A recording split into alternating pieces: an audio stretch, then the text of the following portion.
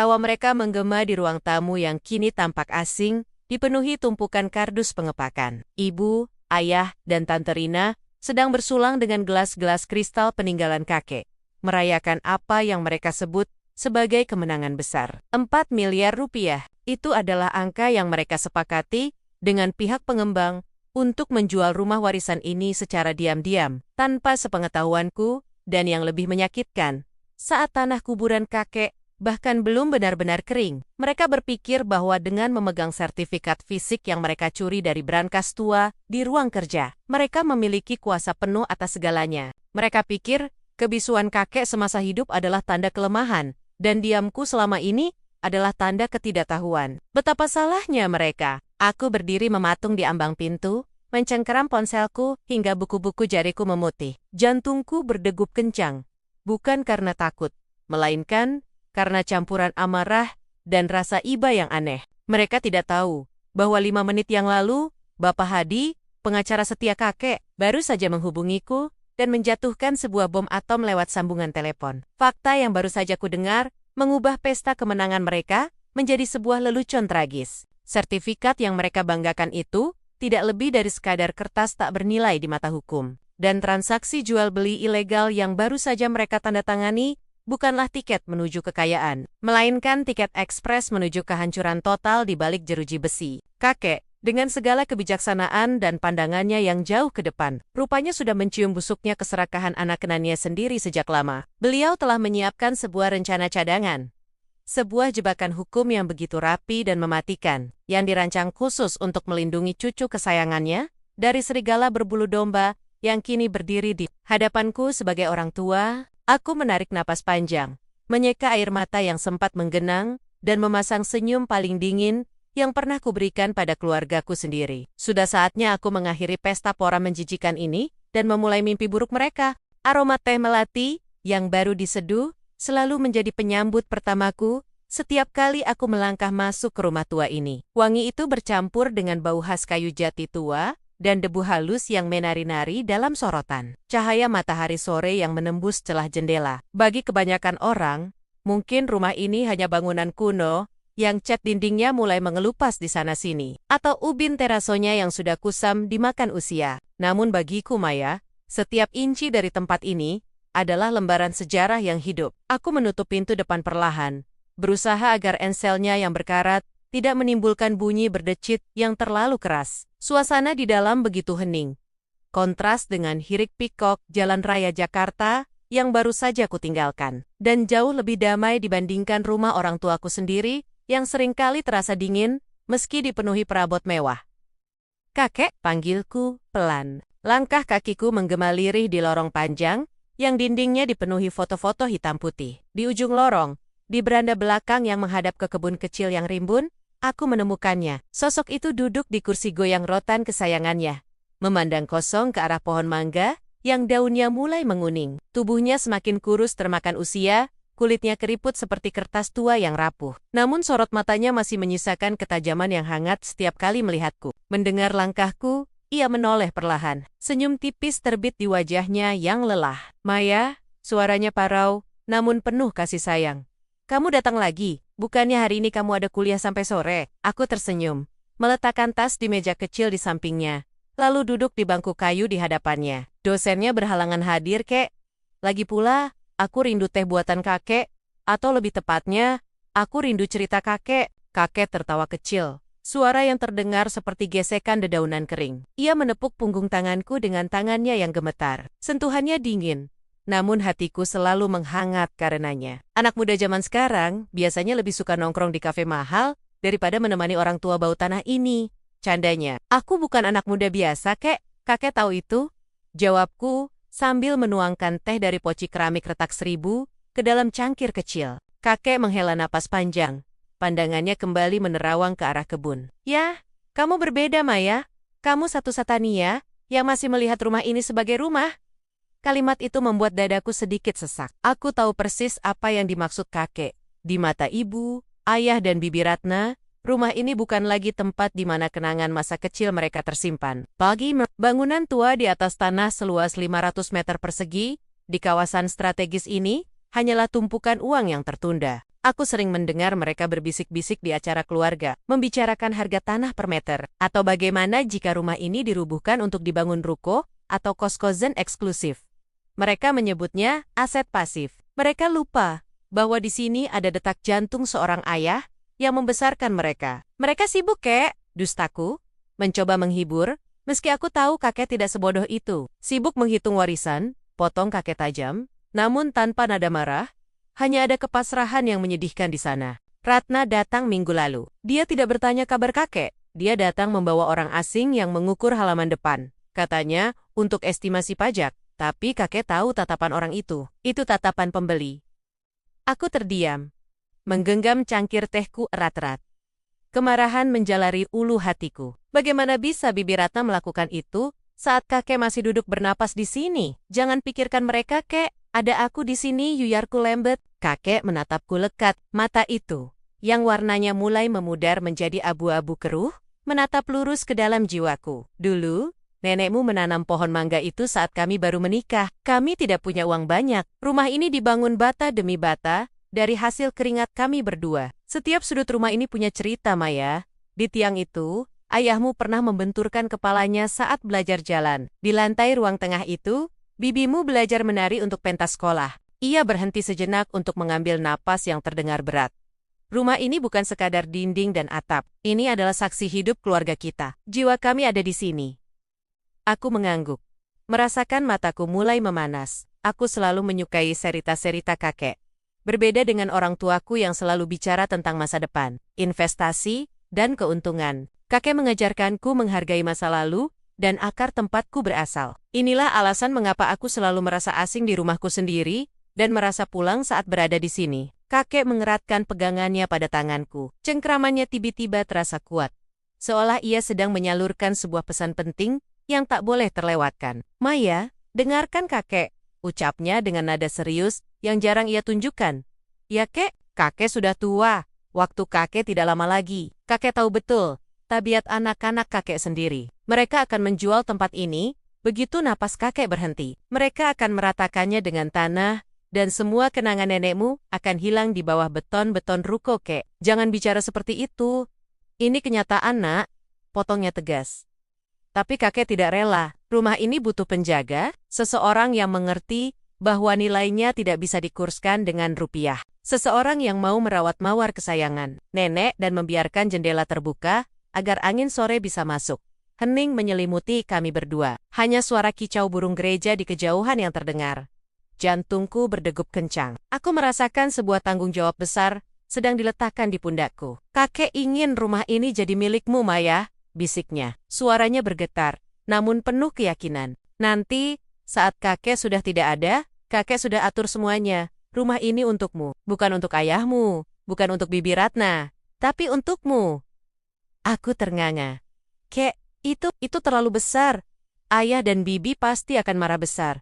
Biarkan mereka marah. Ini hak kakek. Ini rumah kakek. Matanya berkilat tegas sesaat sebelum kembali melembut. Kakek hanya minta satu hal padamu.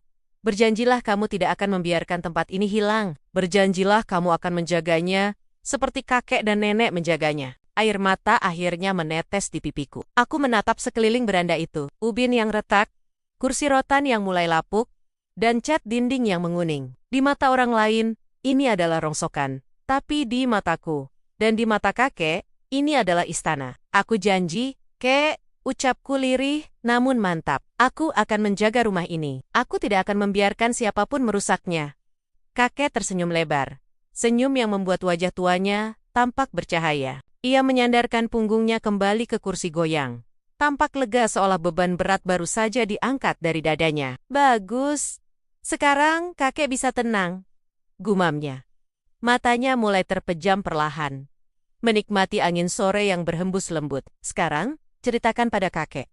Buku apa yang sedang kamu baca minggu ini? Sore itu berlalu seperti biasa, dengan percakapan ringan dan tawa kecil di antara kami. Namun, di balik kehangatan teh melati dan cerita tentang buku, ada sebuah ikatan baru yang terjalin. Sebuah janji tersirat yang mengikatku pada bangunan tua ini lebih kuat dari sebelumnya. Aku memandang wajah damai, kakek yang mulai tertidur di kursinya.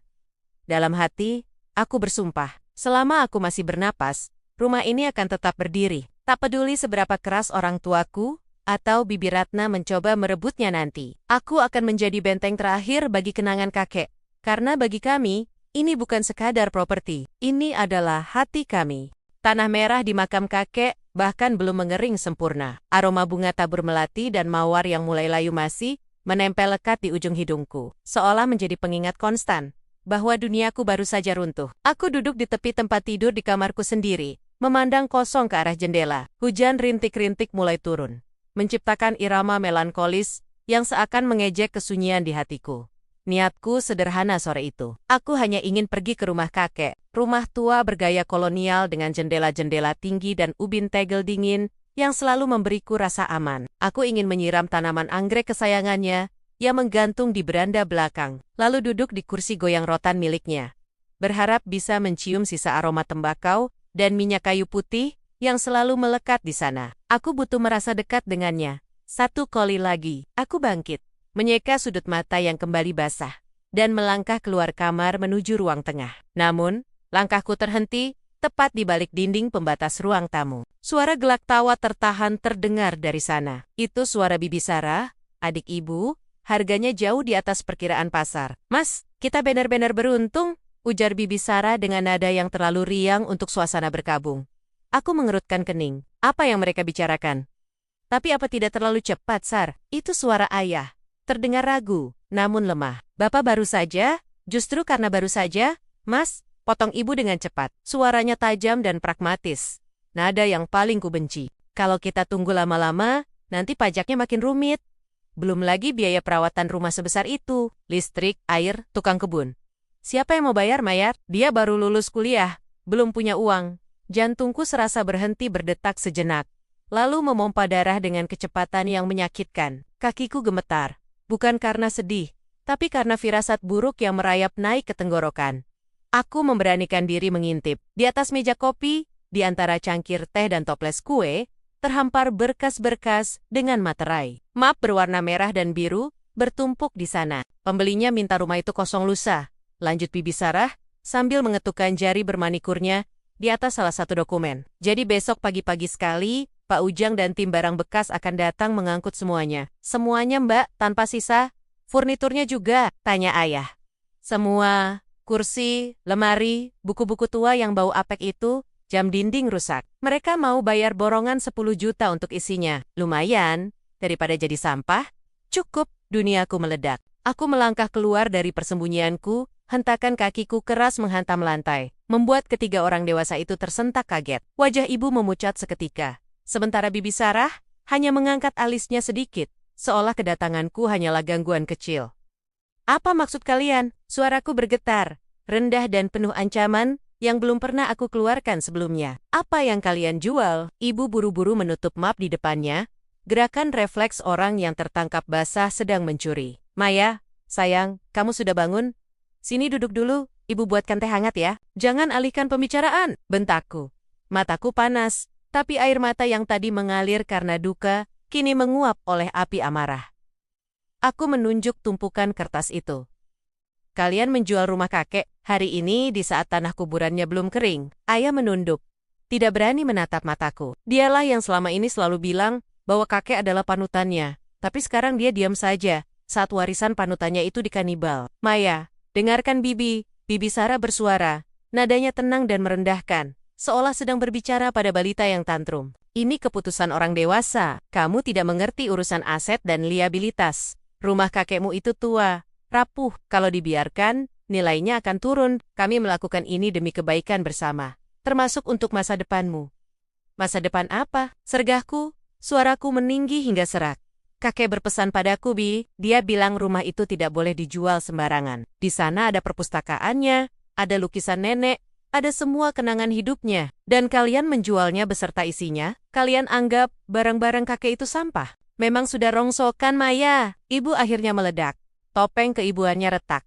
Ia berdiri, menatapku tajam. "Kamu pikir merawat barang-barang tua itu murah? Kamu pikir uang kuliahmu selama ini datang dari langit? Warisan ini hak kami, anak-anaknya. Kamu cucu Maya, kamu tidak punya hak veto di sini." Kalimat itu menampar wajahku lebih keras daripada tamparan fisik manapun. Aku mundur selangkah. menatap wajah-wajah yang selama ini kuanggap pelindungku. Tiba-tiba mereka terlihat begitu asing, begitu jelek dan tamak. Kapan? Tanyaku lirih, menahan gejolak di dada. Kapan kalian merencanakan ini? Ruangan hening sejenak. Hanya suara detak jam dinding yang mengisi kekosongan. Sejak kakek masuk ICU minggu lalu, jawab Bibi Sarah enteng, tanpa rasa bersalah sedikit pun. Kami sudah membuat perikatan jual beli bawah tangan. Hari ini, hanya finalisasi pelunasan. Aku ternganga. Rasa mual menghantam perutku. Saat aku menangis di samping tempat tidur kakek, memohon agar dia bangun, menggenggam tangannya yang mulai dingin, mereka, orang tua dan bibiku sendiri, sedang sibuk tawar menawar harga rumahnya di lorong rumah sakit. Kalian monster, desisku. Air mata kemarahan akhirnya tumpah. Kalian bukan manusia. Jaga mulutmu, Maya. Hardik ayah akhirnya bersuara. Namun, hardikannya terdengar kosong, tanpa wibawa. Aku tidak peduli lagi. Aku berlari menuju pintu depan, menyambar kunci motor di atas nakas. Mau kemana kamu? Hujan, Maya, teriak ibu. Ke rumah kakek, teriakku balik tanpa menoleh. Sebelum kalian biarkan orang asing mengginjek sisanya, aku memacu motor menembus hujan deras. Air hujan terasa seperti jarum yang menusuk-nusuk kulitku.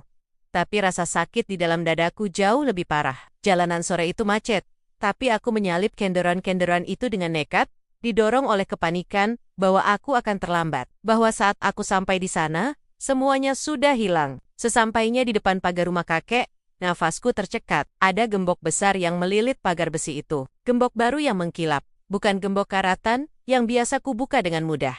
Dan di sana, tertempel papan kecil berwarna kuning yang menyolok mata.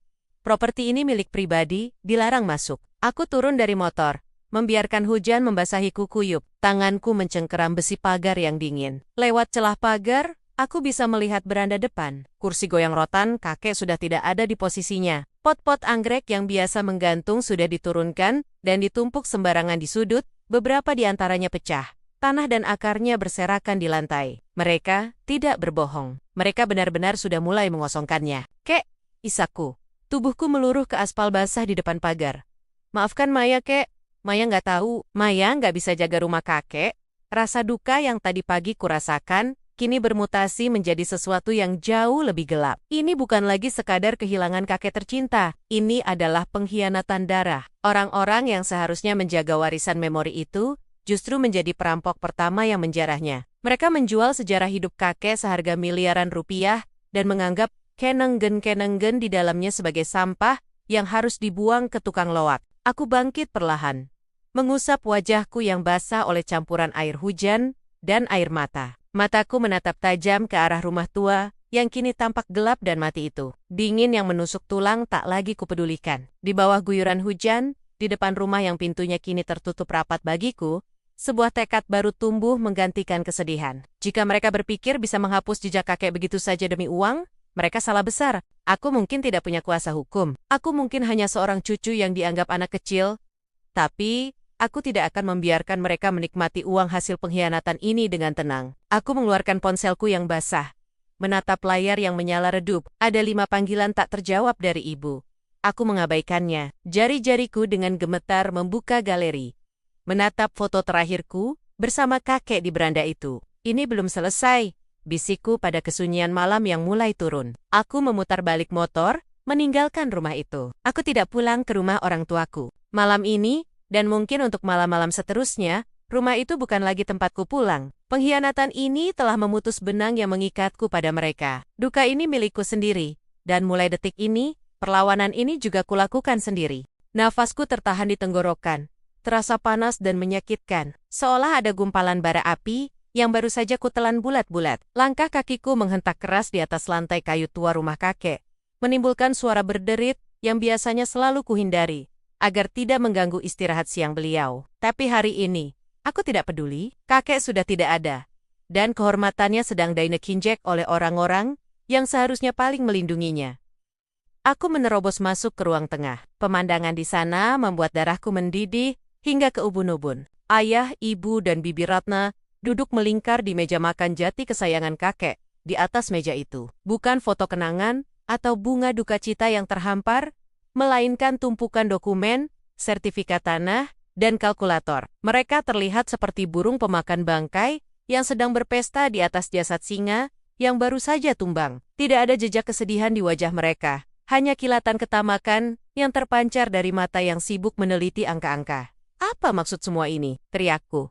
Suaraku pecah, bergetar antara kemarahan dan tangis yang kutahan sekuat tenaga. Mereka bertiga menoleh serempak. Tidak ada rasa bersalah, tidak ada keterkejutan. Ayah hanya menghela napas panjang, seolah kedatanganku hanyalah gangguan kecil seperti lalat yang berdengung di telinga. Dia meletakkan cangkir kopinya dengan tenang, terlalu tenang, yang justru membuat amarahku semakin meluap. Maya, tegur ibu dengan nada datar, tanpa menatap mataku. Tangannya sibuk merapikan lembaran kertas yang kiyakini adalah akta tanah. Jangan berteriak.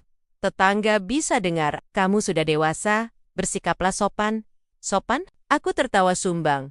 Air mata mulai menggenang di peluk mataku karena rasa frustrasi yang tak tertahankan. Tunjukkanku mengarah liar ke arah halaman depan. Kalian bicara soal sopan santun, sementara ada papan dijual sebesar gaban tertancap di halaman rumah kakek.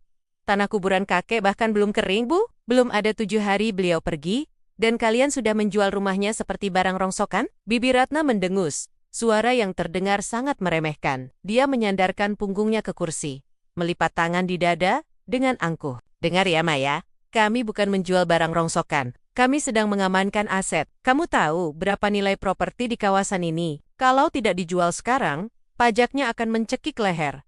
Kami ini realistis. Realistis. Ini rumah kesayangan kakek. Beliau membangunnya dengan keringat dan darah. Aku melangkah maju, memukul meja dengan telapak tanganku hingga cangkir kopi ayah bergetar. Kakek pernah bilang, rumah ini untukku. Dia ingin aku yang menjaganya. Kalian tahu itu? Kakek berkali-kali mengatakannya saat makan malam bersama. Hening sejenak. Lalu, ayah menatapku dengan tatapan dingin yang menusuk. Tatapan yang membuatku merasa kecil. Tatapan yang selalu ia gunakan untuk membungkamku sejak kecil. Maya, suara ayah berat dan penuh otoritas. Apa yang kakekmu racaukan saat makan malam itu tidak punya kekuatan hukum. Apa ada wasiat tertulis? Tidak ada. Apa ada namamu di sertifikat ini? Ayah mengetuk dokumen di depannya dengan jari telunjuk. Tidak ada. Yang tertulis di sini adalah nama kakekmu. Dan sebagai anak-anak kandungnya, kami adalah ahli warisah yang diakui negara. Kamu hanya cucu. Kata-kata itu menghantamku lebih keras daripada tamparan fisik. Hanya cucu? Ulangku lirih. Aku yang merawat kakek 3 tahun terakhir. Aku yang mengganti popoknya. Aku yang menyuapinya saat tangannya terlalu gemetar untuk memegang sendok. Aku yang menemaninya ke rumah sakit. Saat kalian sibuk liburan ke luar negeri. Di mana kalian saat kakek butuh? Di mana ahli warisah saat kakek meregang nyawa sendirian di kamar ini? Ibu akhirnya mengangkat wajahnya. Wajahnya merah padam. Bukan karena malu, tapi karena tersinggung. Jaga mulutmu, Maya. Itu kewajibanmu sebagai yang paling muda dan belum menikah. Jangan menggangkit-tengkit bakti yang seharusnya tulus. Kalau kamu merawat kakek hanya karena mengharap rumah ini, berarti kamu yang pamrih. Dadaku sesak. Logika macam apa itu? Mereka memutarbalikkan fakta dengan begitu mudahnya. Aku tidak pamrih? Bantahku keras. Aku menyayangi kakek. Justru karena aku menyayanginya, aku tidak rela rumah yang penuh kenangan ini jatuh ke tangan orang asing hanya demi uang yang akan kalian foya-foyakan. Bibi Ratna tertawa lepas. Sebuah tawa yang kering dan tajam. Dia geleng-geleng kepala sambil menatapku seolah aku adalah anak kecil bodoh yang sedang merengek minta permen. Aduh, Maya, kamu ini benar-benar naif ya, ejek Bibi Ratna. Bibirnya melengkung sinis. Dunia ini tidak berjalan dengan modal sayang atau kenangan. Kenangan tidak bisa dipakai bayar hutang. Kenangan tidak bisa dipakai untuk modal usaha. Kamu pikir kami menjual ini untuk foya-foya? Bisnis ayahmu sedang butuh suntikan dana. Butik Bibi juga sedang sepi. Ini namanya manajemen aset keluarga. Kalian egois, desisku. Kalian mencuri hakku. Menkri, ayah berdiri tiba-tiba. Kursi berderit di belakangnya. Tubuhnya yang tinggi menjulang di depanku. Mencoba mengintimidasi. Hati-hati bicara. Tidak ada yang dicuri di sini. Semua sah. Secara hukum, secara agama, kamilah yang berhak. Kamu tidak punya hak sepeser pun atas harta ini, kecuali kami berbaik hati memberinya. Dan dengan sikap kurang ajarmu ini, jangan harap kamu dapat bagian. Bagian? Aku menatap mereka satu persatu dengan pandangan nanar. Aku tidak butuh uang kalian. Aku hanya ingin rumah ini tidak dijual. Aku bisa merawatnya. Aku akan bekerja lebih keras untuk bayar pajaknya. Dengan apa? Potong ibu cepat? Nadanya mencemooh. Gajimu sebagai staf administrasi itu untuk makan sendiri saja pas-pasan. Sok-sokan mau merawat rumah gedongan begini. Jangan mimpi di siang bolong, Maya. Kamu itu tidak mampu. Sadar diri sedikit, betul itu. Timpal bibir Ratna. Sambil memen-mengken cincin berlian di jarinya, cincin yang kiakini dulu disimpan kakek di laci lemarinya untuk diberikan padaku saat menikah nanti. Hatiku mencelos melihat perhiasan itu sudah melingkar di jari bibi. Kamu itu terlalu polos, terlalu bodoh. Kakekmu mungkin memanjakanmu dengan janji-janji manis karena dia sudah pikun. Tapi kenyataannya, di atas kertas, kamu itu nol, tidak ada apa-apanya. Mereka kembali duduk, melanjutkan aktivitas mereka seolah aku sudah tidak ada di sana. Ayah kembali memencet kalkulator. Ibu kembali menyusun berkas. Sudahlah, kata ayah tanpa menoleh. Kemasi barang-barangmu yang ada di kamar belakang. Kami beri waktu 2 hari sebelum pembeli datang untuk survei terakhir. Ambil baju-bajumu saja. Perabot di kamar itu akan ikut dijual. Aku berdiri mematung di tengah ruangan. Rasanya seperti ditelanjangi dan dibuang ke tengah badai salju. Rasa sakit karena kehilangan kakek kini bercampur dengan rasa muak yang luar biasa terhadap orang tua dan bibiku sendiri. Mereka bukan lagi keluargaku. Di mata mereka, aku hanyalah parasit yang menghalangi jalan mereka menuju tumpukan uang. Air mataku akhirnya jatuh, bukan karena sedih, tapi karena kemarahan yang sudah tidak punya wadah lagi. Aku melihat bibi Ratna berbisik pada ibu sambil melirikku. Lalu mereka terkikik pelan. Ejekan itu begitu nyata. Mereka menertawakan ketidakberdayaanku. Mereka menertawakan kepercayaanku pada janji kakek. Kalian akan menyesal, ucapku pelan. Namun penuh penekanan. Suaraku tidak lagi bergetar. Ada dingin yang merambat di dadaku, membekukan rasa hormat yang dulu pernah ada untuk mereka. Apa kamu bilang? Tanya ibu. Alisnya terangkat. Kalian pikir kalian menang karena punya sertifikat itu? Aku mengepalkan tangan hingga kuku menancap di telapak tangan. Silakan ambil semuanya. Silakan jual kenangan kakek. Tapi ingat satu hal. Mulai detik ini, jangan pernah anggap aku anak atau keponakan kalian lagi. Saat uang itu habis dan aku tahu uang itu pasti akan habis di tangan kalian. Jangan pernah datang mencariku. Wah, sudah berani mengancam. Cibir bibi Ratna sambil bertepuk tangan pelan, tepukan yang penuh sarkasme. Siapa juga yang mau mencari anak tidak tahu diuntung dan miskin sepertimu? Kami yang seharusnya bersyukur, beban keluarga berkurang 1. Ayah hanya melambaikan tangan, mengusirku. Keluar sana, bikin sakit kepala saja. Aku membalikkan badan, meninggalkan ruang tengah, yang kini terasa seperti sarang ular berbisa. Setiap langkah menjauh dari mereka, membuat hatiku semakin keras. Rasa naif yang mereka ejek tadi perlahan luntur, digantikan oleh tekad yang membara. Mereka benar.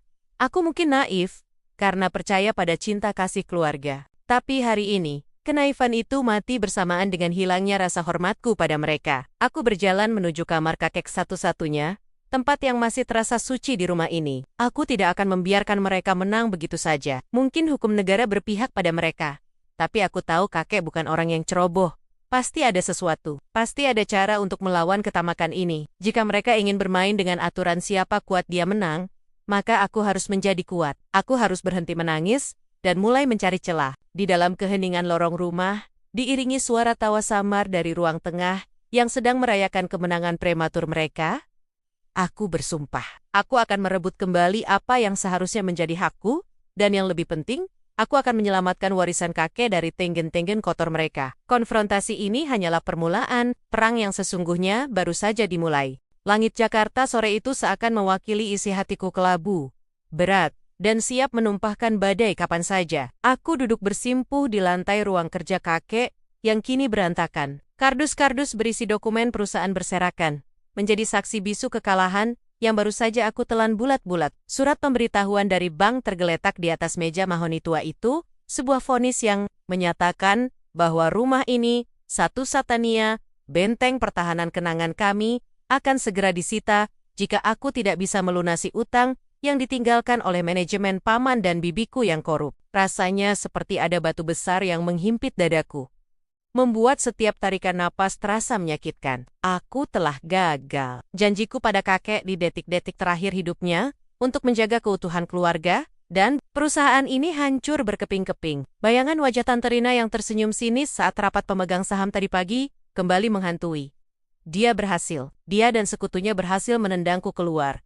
menyalahkanku atas kerugian yang sebenarnya mereka ciptakan sendiri. Aku tidak punya kuasa, tidak punya uang, dan sekarang, aku bahkan tidak punya rumah. Air mata yang sejak tadi kutahan, akhirnya lolos, jatuh membasahi lututku. Keheningan rumah besar ini terasa mencekam, seolah dinding-dindingnya pun ikut berduka menatap pewaris tunggal yang tidak berdaya ini. Aku memejamkan mata, membiarkan rasa putus asa itu menelan situ sisa semangatku. Mungkin memang sudah waktunya aku menyerah. Mungkin aku memang tidak sekuat yang kakek kira. Di tengah isak tangis yang mulai pecah, getaran ponsel di saku celanaku memecah kesunyian. Suara deringnya terdengar asing dan mengganggu. Aku mengabaikannya. Tidak ingin mendengar kabar buruk lainnya. Siapa lagi ini? Penagih?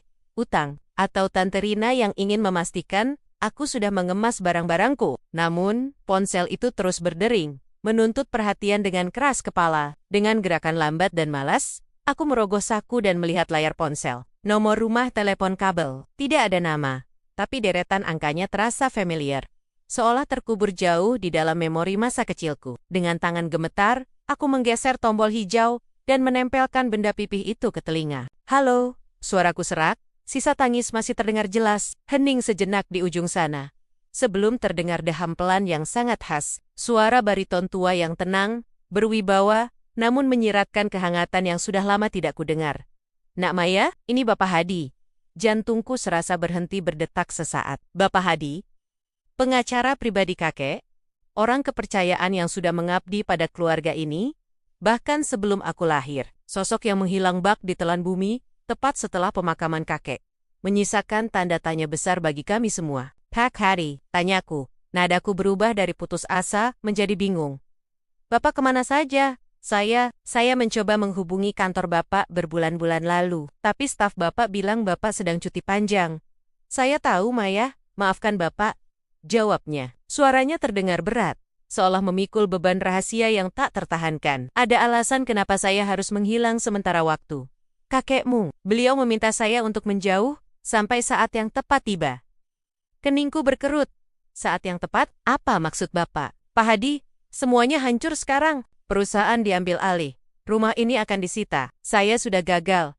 Justru karena itulah saya menelepon sekarang. Potong Pak Hadi dengan nada mendesak yang belum pernah kudengar sebelumnya dari pria yang biasanya sangat tenang itu. Maya, dengarkan saya baik-baik. Kakekmu bukan orang bodoh, dia membangun kerajaan bisnisnya dari nol, dengan darah dan keringat. Dia tahu betul sifat anak Kenania, paman dan bibimu itu. Aku terdiam, mencerna kata-katanya. Kakek tahu, kakekmu sudah memprediksi hari ini akan datang, Maya. Hari di mana kamu dipojokkan, dikhianati, dan merasa tidak ada jalan keluar. Lanjut Pak Hadi. Suaranya merendah, menjadi bisikan konspirasi. Ada sesuatu yang beliau tinggalkan, sebuah rencana cadangan, sesuatu yang tidak tertulis dalam wasiat umum, yang dibacakan di depan keluarga besar. Rencana cadangan, ulangku, harapan tipis, mulai merambat naik di sela-sela keputusasaan. Saya tidak bisa menjelaskannya lewat telepon, terlalu berisiko, tegas Pak Hadi. Kamu harus datang ke kantor saya sekarang juga, bukan kantor firma hukum yang di pusat kota, tapi kantor pribadi saya di kawasan Menteng. Kamu ingat tempatnya? Ya, saya ingat. Rumah tua dengan pagar hitam tinggi itu kan? Benar. Segeralah datang, Maya. Jangan bilang siapa-siapa, terutama Rina atau Arman. Pastikan tidak ada yang mengikutimu. Ini menyangkut masa depanmu, dan satu-satunya cara untuk menyelamatkan warisan kakekmu. Sambungan, telepon terputus begitu saja, meninggalkan bunyi tut panjang yang menggema di telingaku. Aku terpaku menatap layar ponsel yang kini gelap. Adrenalin seketika membanjiri tubuhku, mengusir rasa lemas yang tadi melumpuhkan. Kakek menyiapkan rencana cadangan, beliau tahu aku akan diserang. Tanpa berpikir dua kali, aku menyambar kunci mobil dan tasku. Aku berlari keluar dari ruang kerja, menuruni tangga rumah yang megah namun dingin itu. Pikiranku berpacu lebih cepat dari langkah kakiku. Apa yang kakek sembunyikan? Apakah itu cukup untuk melawan Tante Rina yang kini memegang kendali mayoritas saham? Atau ini hanya sekadar surat-surat sentimental yang tidak memiliki kekuatan hukum? Tidak, kakek adalah seorang visioner. Pak Hadi adalah ahli strategi hukum. Mereka tidak akan memanggilku dengan urgensi seperti ini jika itu hanya hal sepele. Di luar, hujan mulai turun rintik-rintik. Aku memacu mobilku membelah kemacetan Jakarta yang semrawut. Mataku awas menatap kaca spion, memastikan tidak ada mobil mencurigakan yang membuntutiku seperti peringatan Pak Hadi.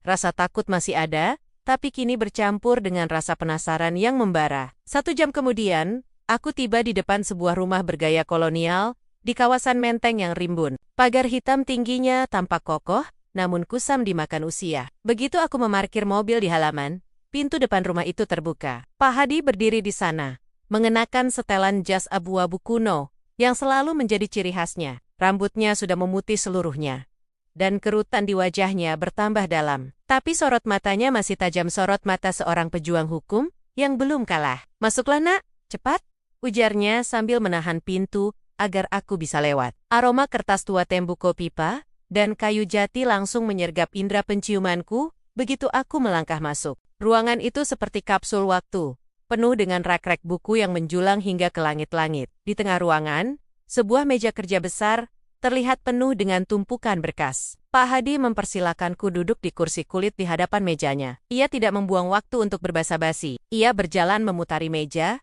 membuka laci terkunci dengan sebuah kunci kecil yang ia keluarkan dari saku rompinya, dan menarik keluar sebuah amplop coklat tebal yang disegel dengan lilin merah. Jantungku berdegup kencang melihat segel itu. "Itu lambang pribadi kakek, Maya," Pak Hadi memulai. Suaranya terdengar emosional. Ia meletakkan kedua tangannya di atas amplop itu, seolah melindunginya. "3 hari sebelum kakekmu meninggal, beliau memanggil saya tengah malam. Beliau dalam keadaan sadar penuh, meski tubuhnya lemah. Beliau menyerahkan dokumen-dokumen ini dan membuat saya bersumpah."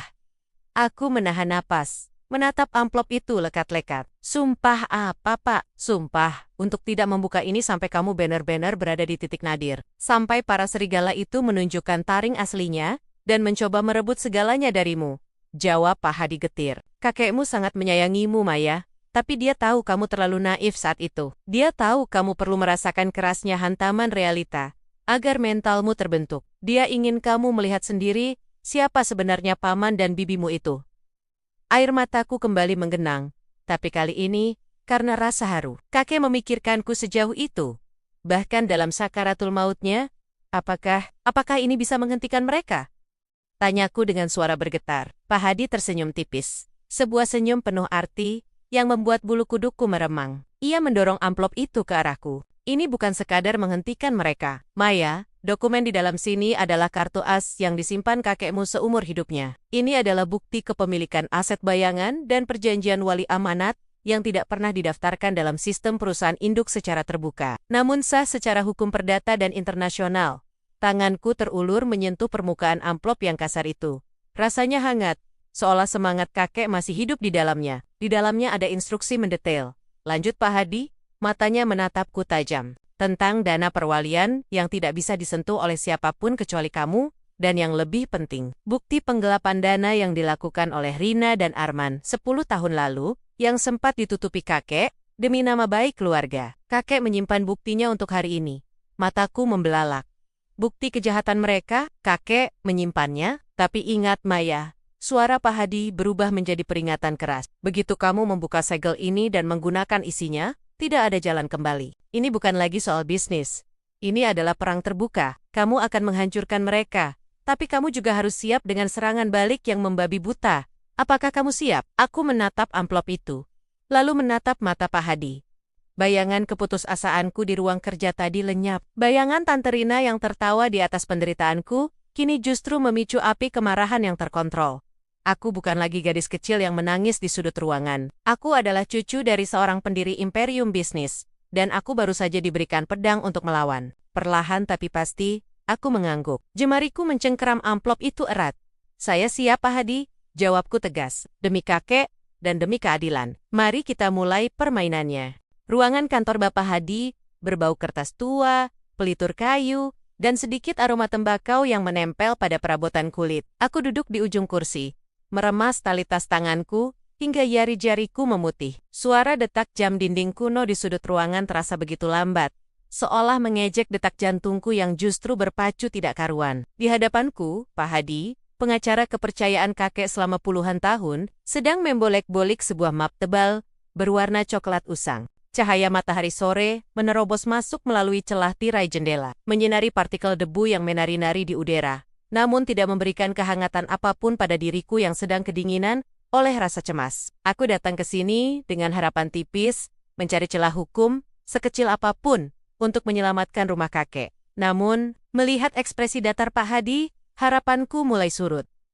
Maya, suara Pak Hadi memecah keheningan. Dia melepaskan kacamata bacanya dan menatapku dengan sorot mata yang sulit kuartikan. Ada simpati di sana, tetapi juga ketegasan yang membuat nyaliku sedikit menciut. Kamu tahu kenapa kakekmu sangat bersikeras agar aku menyimpan dokumen ini dan baru membukanya jika terjadi sengketa? Aku menggeleng pelan.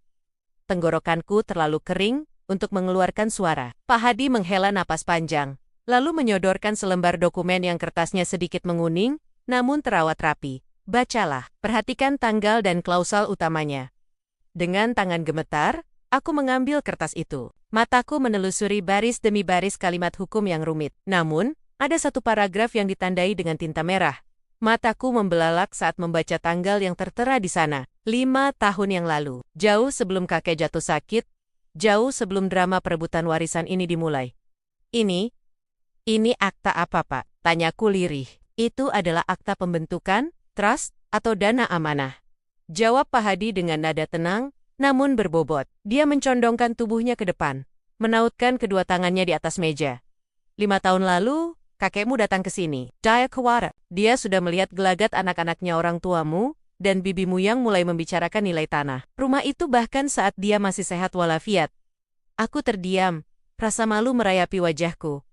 Kakek ternyata tahu. Dia selalu tahu betapa serakahnya anak-anak yang dia besarkan. Kakekmu mengambil langkah cerdas yang tidak diketahui siapapun, termasuk notaris yang mengurus surat kematiannya kemarin. Lanjut Pak Hadi. Dia memindahkan kepemilikan aset rumah itu. Secara hukum, rumah di Jalan Kenanga itu sudah bukan lagi milik pribadi kakek Wijaya saat beliau meninggal dunia. Dahiku berkerut, mencoba mencerna informasi yang terasa begitu asing ini.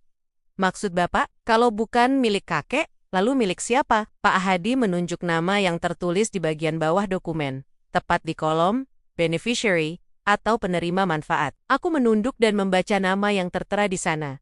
Napasku tercekat. Asterisk Maya Andriani. Asterisk, dunia di sekelilingku seakan berhenti berputar. Namaku, hanya namaku. Tidak ada nama mama, tidak ada nama papa, apalagi Bibi Sari. Kakek memindahkan aset rumah itu ke dalam sebuah badan hukum trust. Jelas Pak Hadi. Suaranya kini terdengar lebih tegas, seolah sedang membacakan vonis di pengadilan. Dalam skema ini, rumah itu dikelola oleh lembaga tresti sampai beliau wafat. Dan begitu beliau wafat, sesuai instruksi mutlak dalam dokumen ini, kepemilikan dan hak penuh atas rumah itu jatuh kepadamu Maya, sebagai satu-satunya beneficiary. Air mata mulai menggenang di pelupuk mataku. Kakek melindungiku.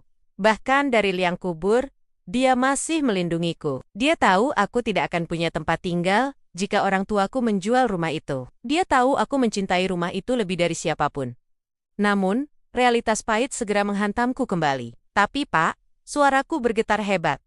Mereka sudah menjualnya. Mama dan Papa, mereka bilang sertifikat sudah balik nama ke pengembang. Alat berat sudah mau masuk minggu depan. Apa gunanya dokumen ini sekarang? Senyum tipis tersungging di bibir Pak Hadi.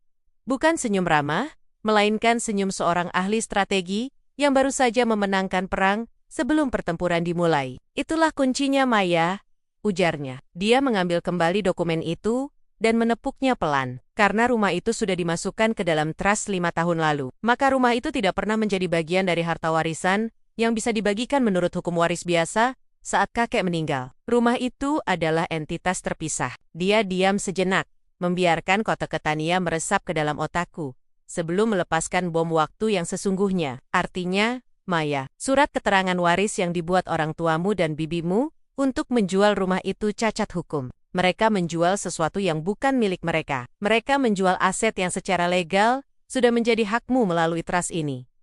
Aku menutup mulut dengan kedua tangan, menahan pekikan tertahan. Tubuhku gemetar. Kali ini bukan karena takut, tapi karena guncangan fakta yang begitu besar. Jadi, penjualan itu ilegal. Potong Pak Hadi tegas. Transaksi jual-beli dengan pengembang itu batal demi hukum. Batal seolah-olah tidak pernah terjadi. Tidak peduli berapa miliar uang yang sudah diterima orang tuamu, tidak peduli sertifikat apa yang sudah dicetak oleh notaris pihak pembeli, semua itu tidak sah karena didasari oleh pemalsuan fakta kepemilikan. Rasanya seperti ada batu besar yang diangkat dari dadaku, namun digantikan oleh rasa mual yang luar biasa. Orang tuaku, mereka tidak hanya jahat, mereka telah melakukan tindak kriminal. Mereka menjual hakku, mereka menipuku, dan mereka menipu pembeli itu. Apa yang harus saya lakukan, Pak? Tanyaku. Air mata akhirnya tumpah membasahi pipi. Kalau saya maju dengan bukti ini, orang tua saya bisa dipenjara. Pak Hadi bersandar kembali ke kursi kerjanya, menatapku dengan tatapan seorang kakek kepada cucunya. Itu pilihan yang berat, Nak, tapi posisimu sekarang sangat kuat. Kita bisa mengajukan gugatan pembatalan jual beli dan sita jaminan atas rumah itu besok pagi. Pengembang itu harus angkat kaki. Masalah nasib orang tuamu, itu tergantung bagaimana mereka merespons fakta ini. Biasanya, pihak pengembang yang akan menuntut pengembalian uang kepada orang tuamu. Dan itu bisa berujung pada kasus penipuan jika uangnya sudah habis.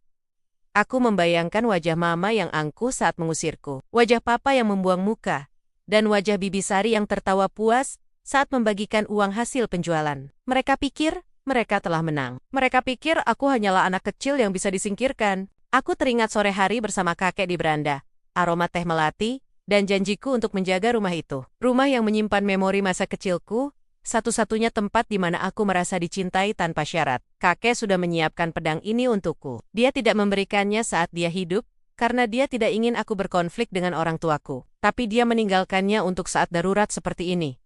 Dan ini adalah keadaan darurat. Aku menghapus air mata di pipi dengan punggung tangan. Rasa takut itu perlahan berubah menjadi tekad yang membaja. Aku tidak ingin menghancurkan orang tuaku, tapi mereka yang memilih jalan ini. Mereka yang memaksaku tersudut ke tembok. Sekarang, tembok itu runtuh dan menampakkan jalan keluar yang diberikan kakek lakukan. Pak, kataku. Suaraku terdengar jauh lebih stabil dari sebelumnya.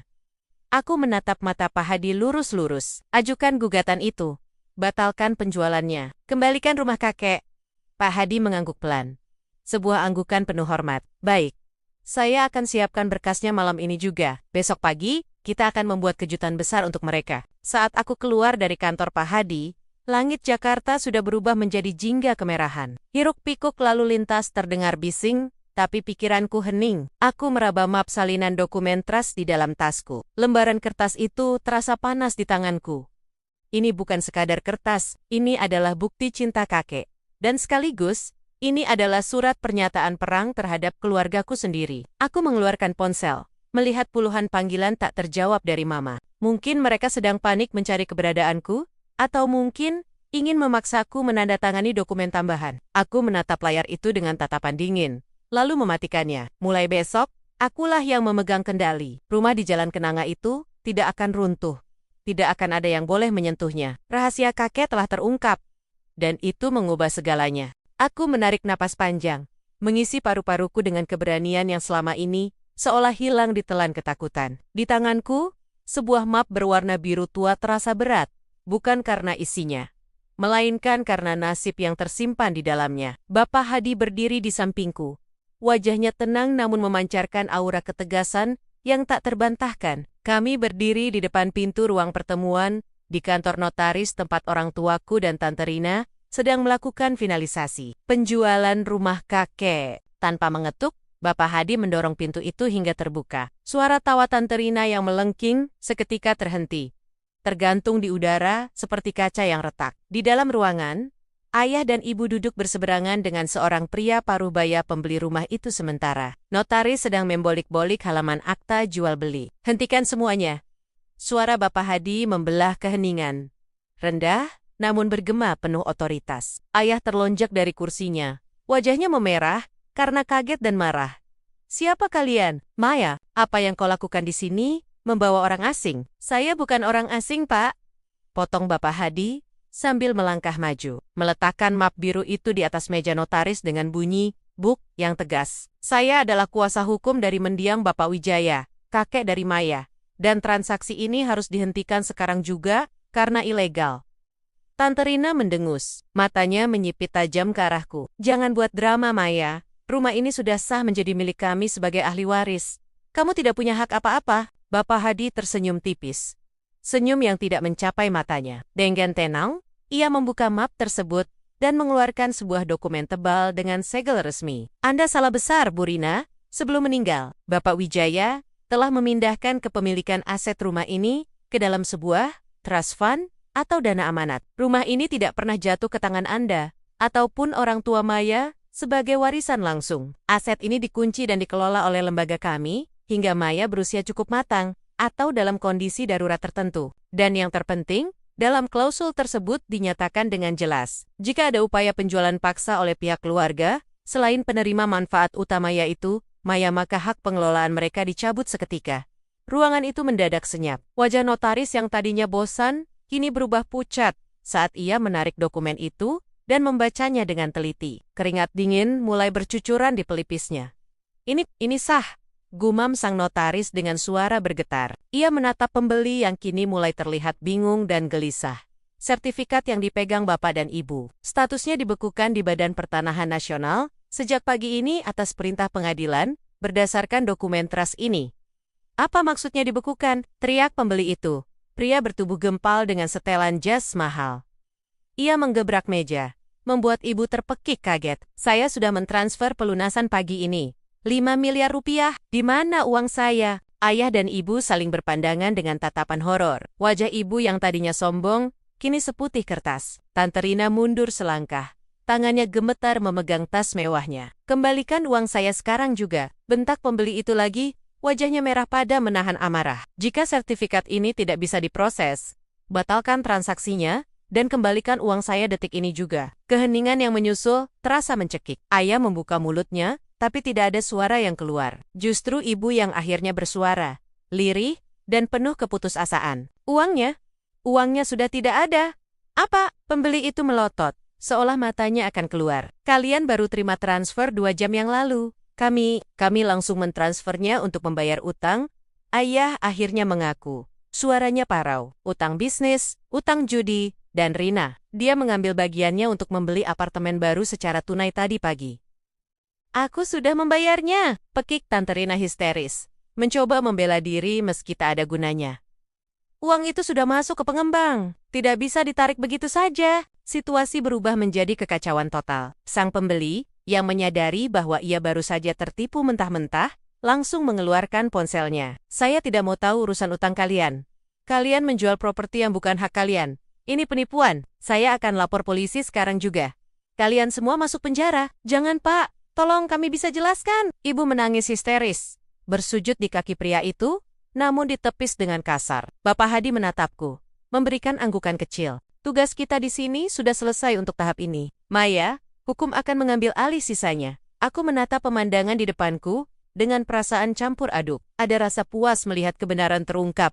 Melihat keserakahan mereka akhirnya menghantam tembok beton. Namun, ada juga rasa nyeri yang mendalam melihat orang-orang yang seharusnya melindungiku kini hancur lebur, merengek seperti anak kecil yang ketahuan mencuri. Bapak, Ibu, panggilku pelan. Suaraku terdengar asing di telingaku sendiri.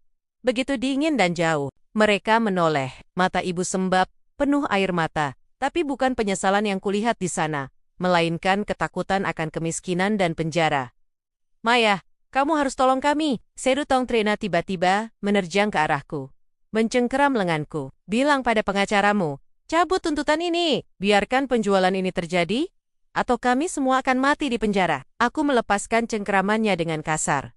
Aku tidak bisa menolong kalian. Kalian yang memilih jalan ini. Kakek sudah tahu tabiat kalian. Itulah kenapa beliau membuat trust ini. Beliau tahu kalian akan membuangku begitu saja demi uang. Anak durhaka. Tante Rina menjerit. Wajahnya berubah menjadi topeng kebencian. Kami merawatmu. Kami memberimu makan. Kalian tidak merawatku. Balasku tajam. Kalian hanya menungguku lengah untuk merampok apa yang ditinggalkan kakek untukku, Bapak. Hadi memberi isyarat pada petugas keamanan gedung yang sudah menunggu di luar pintu. Pembeli yang marah itu sedang berteriak di telepon, memanggil pengacaranya dan polisi. Kalian akan menghadapi tuntutan pidana penggelapan dan penipuan, kata Bapak Hadi dengan tenang kepada keluargaku. Aset-aset yang kalian beli dengan uang muka pembeli akan disita. Rekening kalian akan dibekukan. Kalian dinyatakan bangkrut mulai hari ini. Kata bangkrut menghantam ayah seperti pukulan fisik. Ia merosot di kursi, tatapannya kosong. Dunianya, yang dibangun di atas ilusi kekayaan dan keserakahan, runtuh dalam sekejap mata. Tidak ada lagi mobil mewah, tidak ada lagi gaya hidup sosialita ibu, tidak ada lagi keangkuhan Tante Rina. Yang tersisa hanyalah utang, aib, dan jeruji besi yang menanti. Aku berbalik badan, tak sanggup lagi melihat kehancuran mereka. "Ayo kita pergi, Pak Hadi!" Saat aku melangkah keluar, aku mendengar teriakan ibu untuk terakhir kalinya. Bukan memanggil namaku dengan kasih sayang, melainkan sumpah serapah. "Jangan pernah kembali, kau bukan anakku lagi.